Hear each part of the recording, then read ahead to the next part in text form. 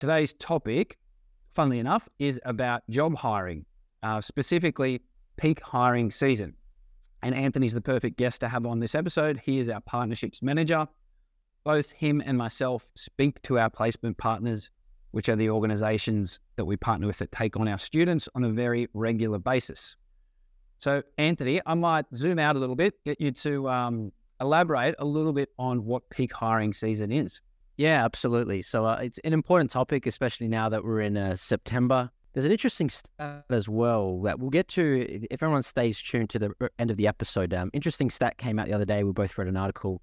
We'll talk about what that means for everybody, but it's good news for those that are trying to get into the industry. Back to peak hiring season. So peak hiring season is the season or the period where most organizations are looking at hiring people. Okay, so we're in September now. We're going to be entering a busy period. You got November, you got December, you got Christmas. Most organizations, especially our employment partners, as we know, they're not looking at hiring, a large volume of candidates throughout that period. So the peak hiring season is always going to be January, February. Starting the new year clean, they want to just hire and fill all the roles that they need to fill to hit their goals moving into the new year.